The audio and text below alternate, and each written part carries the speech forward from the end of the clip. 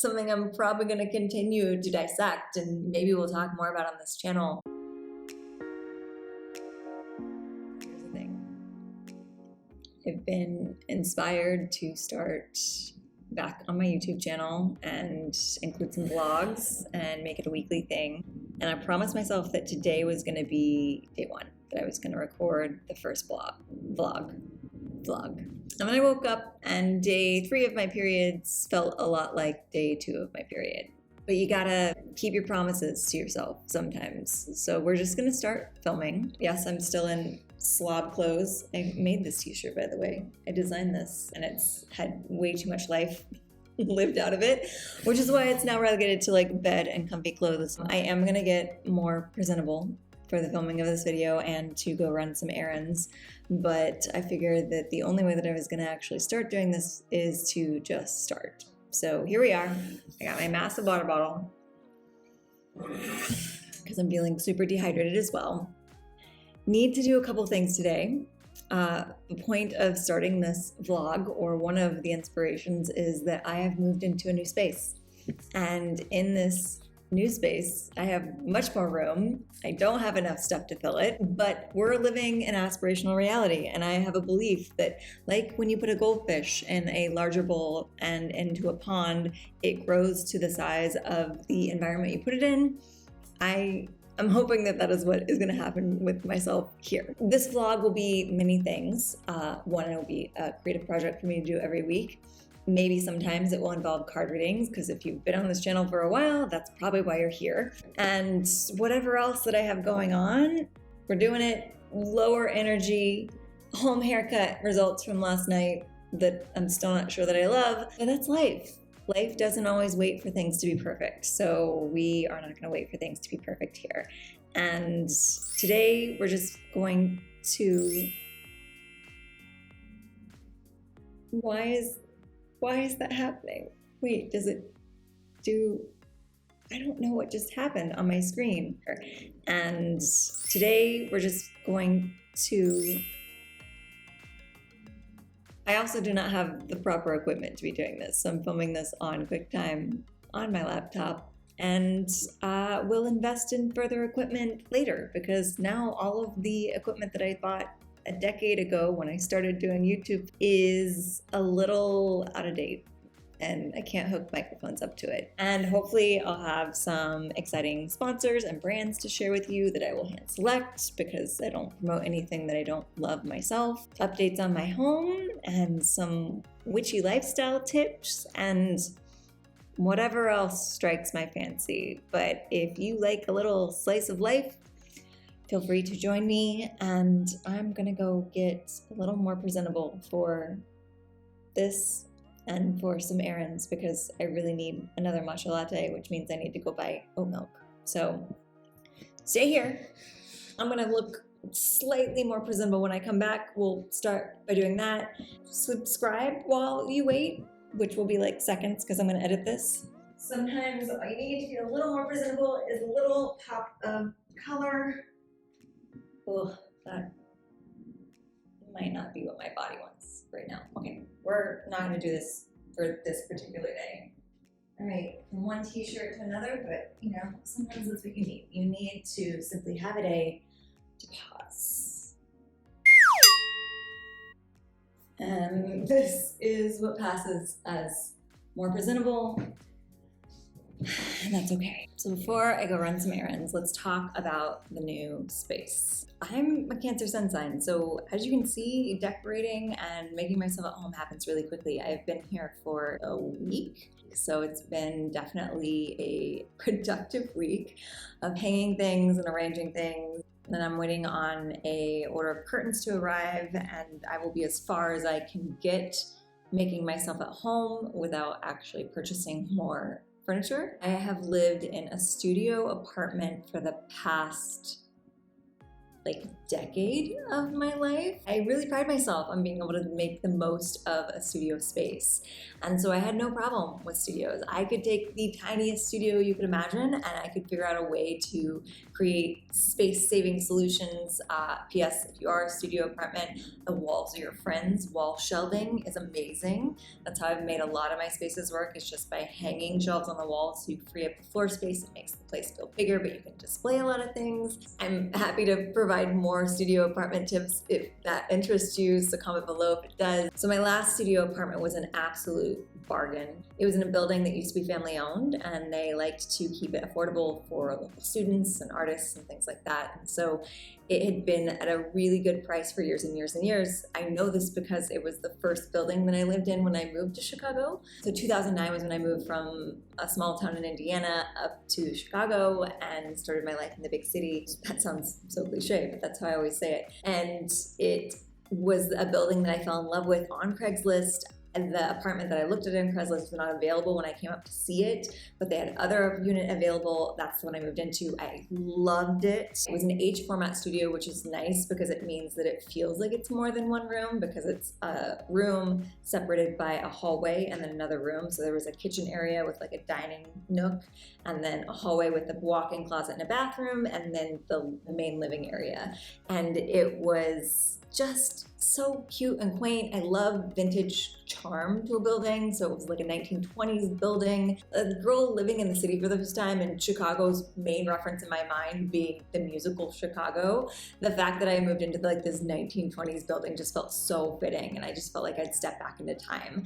And especially growing up in like an area of Indiana that was kind of more like 70s buildings on, like it was really, really cool to be able to see that sense of history. So when I moved back from LA to Chicago, I specifically sought out this building because I remembered living there, and crazily enough ended up having 4 different apartments in the building over the course of 2.5 years, which is a whole other story that I'll get into sometime possibly. But the point is that I've lived in a lot of studio apartments. And in between that, the only time I haven't lived in a studio apartment was a period of like 3 years when I lived with a boyfriend. We had a 2-bedroom. I stayed with another guy that I was dating prior to moving to LA, just as kind of a way to save money. But I don't really consider that living in the 1-bedroom where he was located, knowing that it was a temporary situation. So my personal apartments have been always studios, except for when I lived in Indiana. And I've just become really, really accustomed to having one room or close to one room as my space and making it work, and really priding myself on that ability. And it's been a very interesting identity crisis to move into a 1-bedroom. Like I said, it came up as just such a good deal, even though it was a little outside of my price range for a 1-bedroom where I was located super close to the yoga studio where I teach. Like, everything was just lining up in a way that I felt ridiculous not taking it. And so when this became available, I jumped on it. I made all the arrangements. I moved in. I made myself at home. But it's been very intriguing to see just, the identity crisis that my mind is having, of almost feeling ashamed of having all this space. And so it's very almost like this like success guilt, or I don't know, because it's like I said, the apartment's affordable, but the affluence that it projects has been very intriguing for my mind to cope with. Like, I've been very proud of the space and I love the space, but it's been a weird hesitation to share all of it online, because I have for so long identified as someone who makes the most of the limited means, whether that be space-wise in an apartment or financially.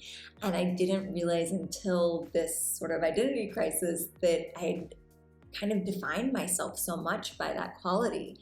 And I'm now having this whole like inner therapy world going on where I'm reworking my mind's ability to see myself as still scrappy and being able to make the most of a situation while still having a situation that some people would dream to have. And it's something I'm probably going to continue to dissect, and maybe we'll talk more about on this channel. But I'm very grateful for that shift, for that mindset shift, and for the shift in the energy, because I do think that it is a goldfish being taken from a small bowl and put out into an outdoor pond. And I'm excited to see how everything in my life expands to fit this new space that I'm in. And I am unfortunately so eager to make like a space a home when I move in that I did not film any of the process of me decorating this space. But I will start giving sort of like little snapshots and little tours of what I have done. Some of the things that are still on the docket here as far as interior decorating and design and filling the space goes. I have plenty of space for a couch, but I hadn't yet acquired a couch since moving back from LA and selling my furniture. It just didn't make sense in my other spaces, nor did it make sense knowing that I was going to be moving so many times. And now that I have my first 12-month lease since 2019, I am very excited to feel like everything in my life is more permanent and acquire more belongings, but still keep things minimalist, because I do appreciate what living minimally has brought me as far as adaptability and excess space. I do like having a lot of space to move around. I teach yoga. Sometimes I stream yoga classes, as you've seen here. And I do like not having to move a ton of furniture to be able to shoot a yoga sequence. So that's the best part about having this extra space. One of the things that's not as beneficial is the echo. It's still so big here, and I still have so little stuff to fill it with that I can hear the echo now. I don't know if it's picking up on camera. And then I have a bedroom that has a bed in it. Like, I've never had space for nightstands or anything like that. I do have my bed and my meditation chair, but it's feeling a little bit lacking. I also hung up all of my art in the public areas of the apartment, so the living room and the dining room, and I was left with nothing to put on the walls in there. So it feels a little lonely. I am getting new curtains today. They're coming in, so I'm hoping that they will help fill up some of the wall space, but I will be wanting to acquire or even design. I've got some ideas for maybe some designs that I'd like to make to hang up on the walls in the bedroom. And then I have a dining room. For the first time in my life, I've never had space for a dining table when I'm living on my own. I've never felt like I needed it, because I do sit at side tables and my desk and, you know, things like that. And I now have space for a dining room that's just opening up this whole Cancerian hostess vibe in my mind. Like, I picture it as the kitchen dining room area on Friends, and that's actually the inspiration I'm going for and looking for a dining room table. I want a round table and some like eclectic mismatched chairs around it.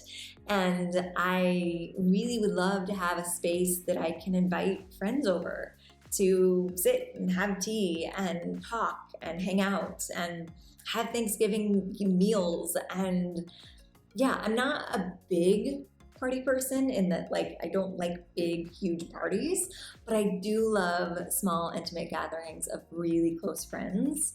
And if I can start to create a space that is worthy of inviting people over for that, that would be lovely. That would be my Cancerian dream. Then I just got to jump over the hurdle that it's, you know, modern digital age and no one actually gets together in person, but we'll jump that hurdle when I get the dining room table, okay? Maybe I'll vlog about the journey of getting those things. Ideally, I'm looking for a couch that's pink and velvet, which already means that it's gonna be more difficult to find. And then I also would love to, again, echoing the dining room table, having people over, I would love to have either a pull-out couch or something that resembles another sleeping space when I want it to, because I do have parents that are always saying that they want to come to Chicago and visit more often, but I don't have the space to host them, or I didn't have the space to host them. Now I'd like to make it a comfortable space to host. And then I also have 3 young nieces that are nowhere near the age to travel on their own, but I do see myself staying here for as long as it feels like it makes sense, which hopefully is longer than just a year.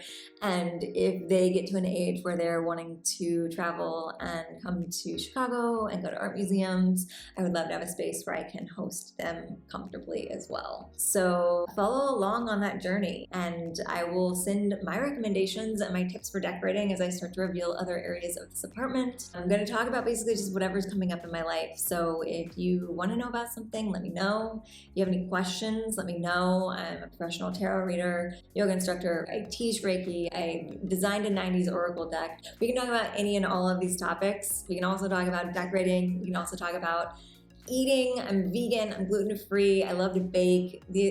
I hope this is gonna be like a little lifestyle blog. Does that sound cringeworthy to call it that? I did start a regular weekly vlog. So this is a vlog, and I have a blog on my website that also happens weekly, and it's usually spells and rituals or astrology content, things that used to go on my Patreon, but my Patreon is now wiped clear, and we are moving it over onto my website because my website is hosted on Squarespace, and they just recently got the ability to have subscription blogs, and it's called The Diary of the Demisexual Witch. And this is, I guess, an extension of that, like sort of my witchy lifestyle vlog. We'll see if it works. But as I mentioned, it is day 3 of my cycle. I need to slow down, take naps, and drink tea. And because I'm out of oat milk and I want a matcha latte, I'm gonna now go. But this was a good pep talk. This is a good intro to this vlog, I hope. If you like it, subscribe. If you want to see anything in particular, comment below. You know how this works. You exist online. And I will see you again next week, so what is hopefully a more active and at least mentally coherent vlog. But I appreciate you jumping in with me on this day that I have committed to, even if it was slightly inconvenient for my body. And this is also a reminder to hydrate, because you probably haven't drank enough water today.